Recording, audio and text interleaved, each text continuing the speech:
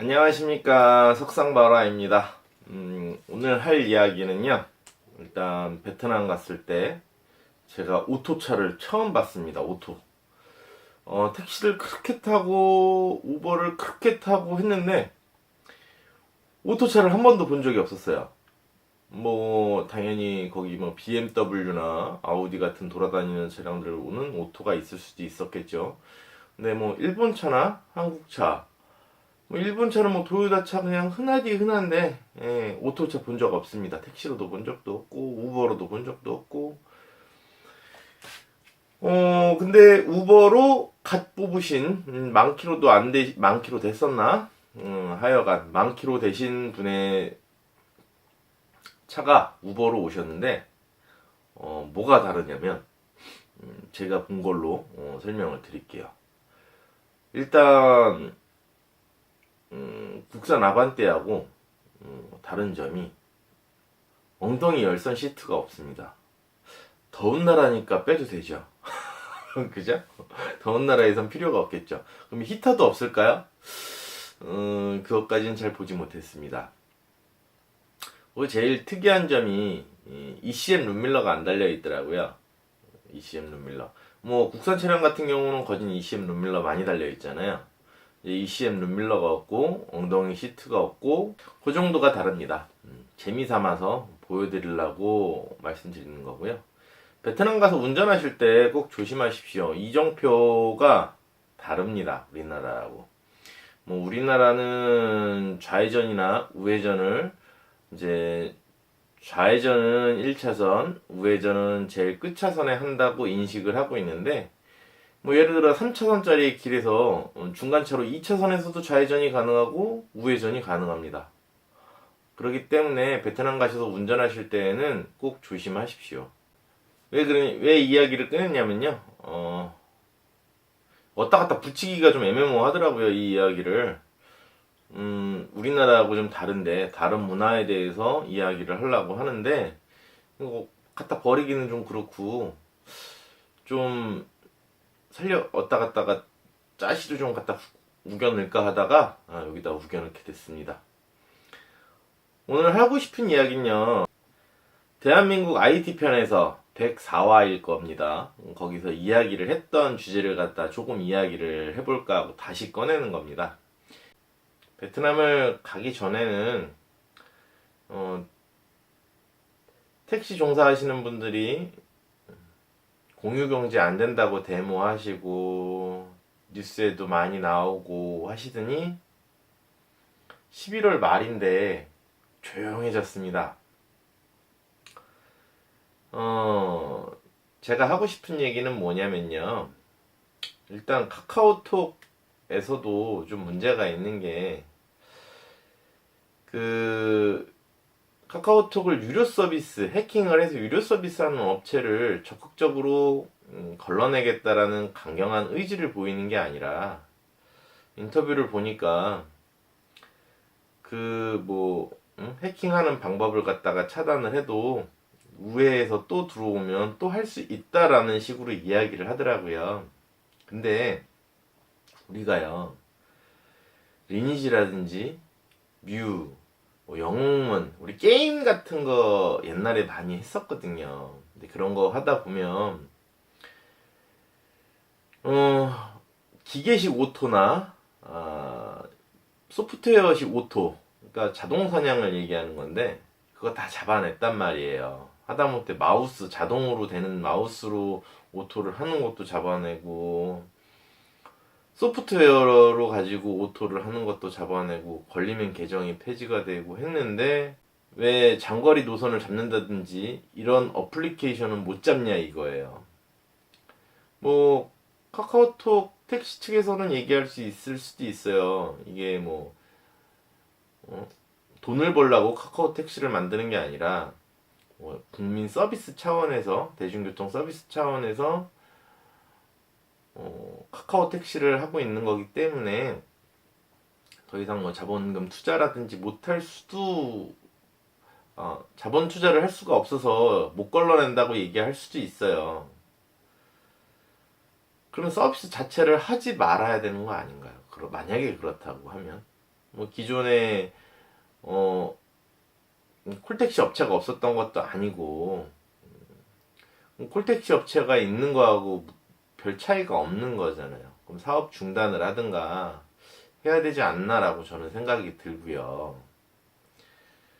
일단 카카오 택시 측에서는 적극적으로 그런 해킹을 해서 영업을 하시는 분들을 걸러내는 방법을 강구를 해야 된다고 일단 생각을 하고요.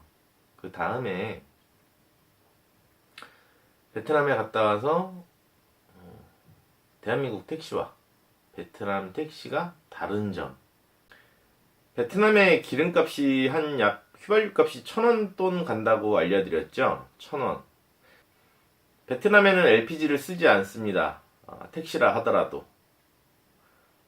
대한민국은 LPG를 택시에다 사용을 하죠. 뭐 지방 같은 경우에는 뭐 상간오지 지역에는 휘발유나 경유차도 있습니다. 대한민국에 뭐 다 LPG만 택시로 쓰고 있는 게 아니라 상간오지 지역에는 휘발유나 경유로도 택시를 사용하고 있습니다. 그러나 그 비중이 크지는 않기 때문에 그렇다는 얘기는 이제 대부분이 이제 LPG를 사용하는데 그 LPG 가격이 얼마냐? 요즘 뭐 한 800원에서 900원 사이 왔다 갔다 하는 것 같더라고요. 800원 후반대에서 900원 초반대 왔다 갔다 하는 것 같습니다. 제가 보았을 때는. 근데 그렇다는 얘기는 기름값에서는 베트남이나 한국이나 큰 차이는 없대라는 거예요. 나머지 인건비 차이죠. 인건비.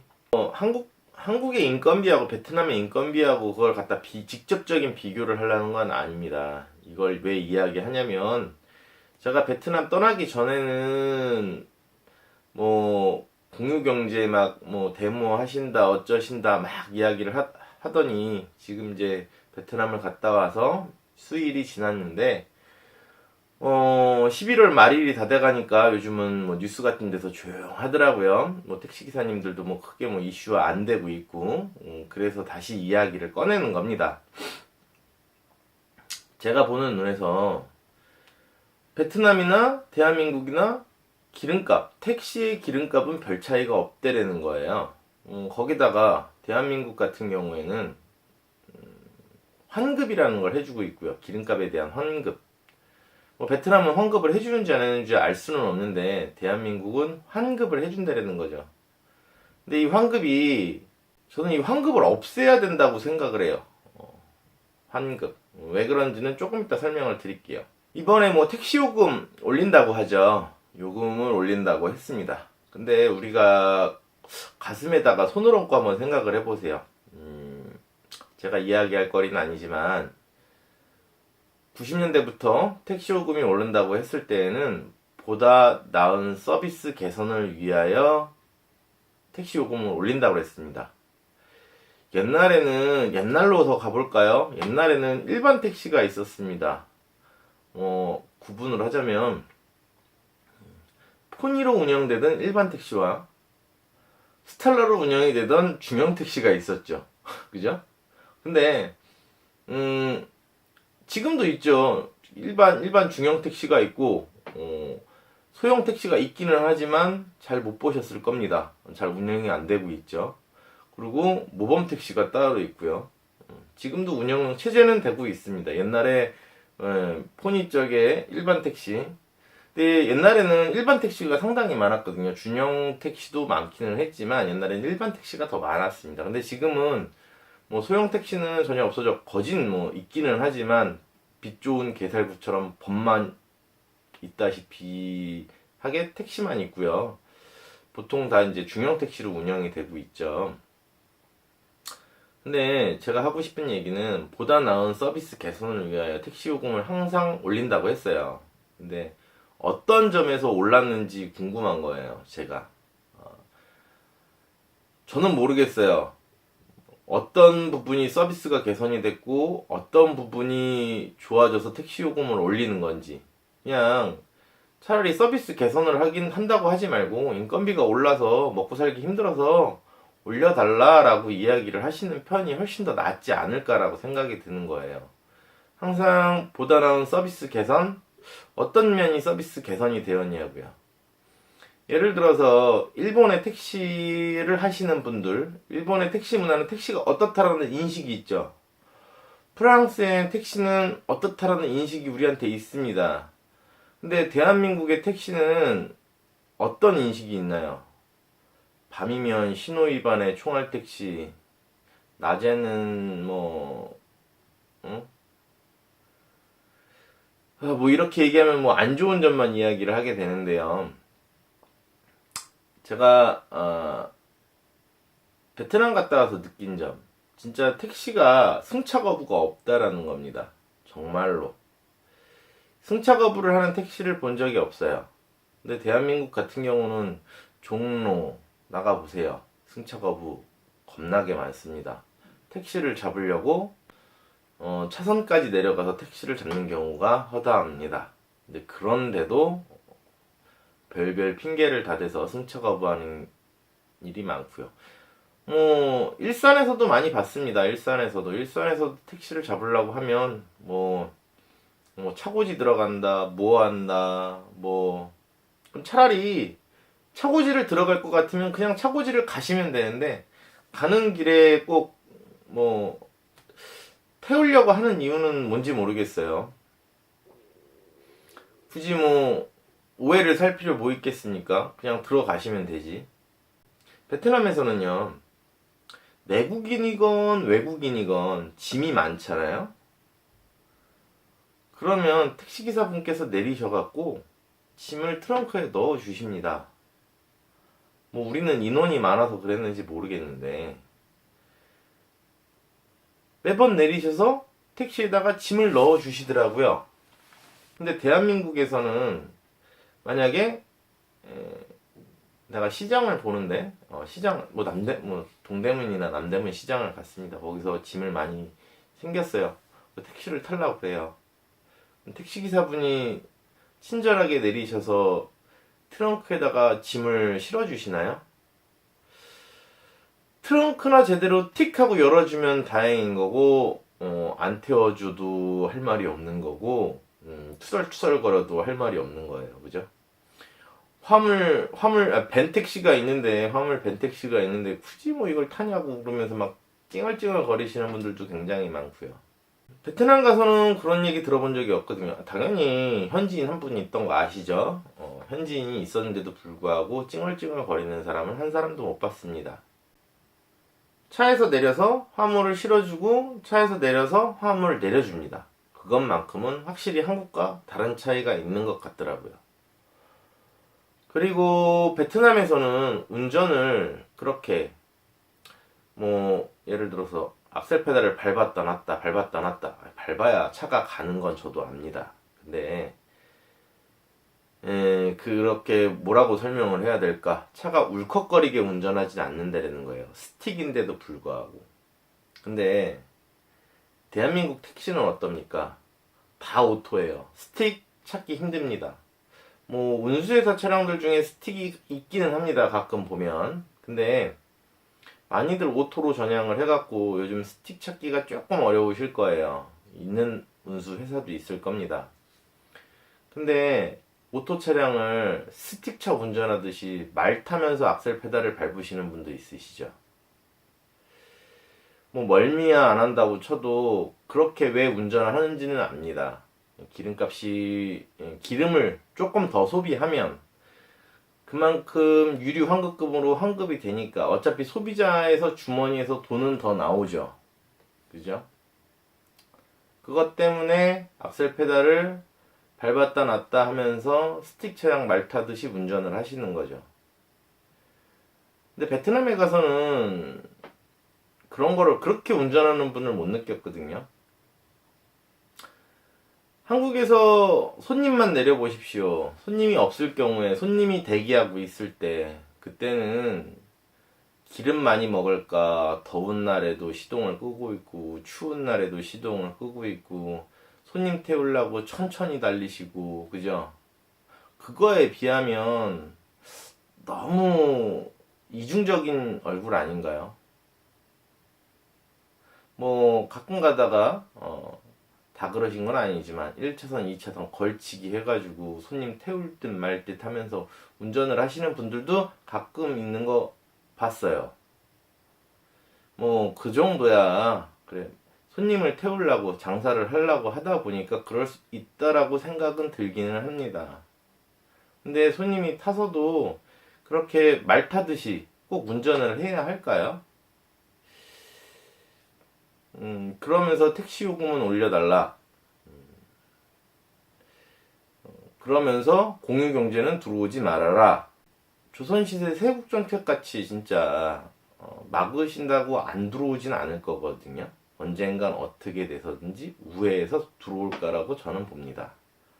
근데 그게 우회해서 들어온다고 하면 그 돈은 누가 벌어서 갈까요? 누가? 대한민국 땅에서 대한민국 사람이 대한민국 돈을 쓰는데 해외로 그 돈이 빠져나간다고 하면 누구의 잘못인 거죠? 자동차 정비도 그래요. 제가 알고 있기로는 뭐 대략 한 96년, 97년도쯤에 자동차 정비라는 게 서비스업으로 갈 건지 전문직으로 갈 건지 기로에 놓인 적이 있었어요. 근데 이 기로에서 우리의 아버님들, 나의 선배님들이 서비스직으로 선택을 하셨습니다. 왜 그런 줄 아세요? 세금 때문에 그렇습니다. 세금 때문에 서비스직이 돼버린 거예요. 서비스직이 되고 난 다음엔 정비사들에 대한 어떤 보면은 뭐 프라이드 이런 것들도 같이 좀 많이 떨어졌다고 저는 봐요. 왜냐면 뭐 바가지 요금, 과잉 정비, 사기꾼 뭐 그런 걸로 계속 이제 두들겨 맞고 있었으니까요. 자꾸 정비사가 사기꾼, 과잉 정비 이런 거에 대해서 이야기를 나오다 보니까 이미지가 뭐 조금만 다른 곳과 비싸면 저기는 바가지야, 비싸네 이러면서 이런 얘기 굉장히 많이 들었거든요.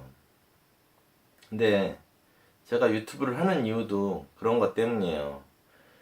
결코 정비사가 사기꾼이 아니고 바가지를 씌우는 게 아니다라는 거 이야기하고 싶은데 이야기할 통로가 없어서 이야기를 하는 거거든요.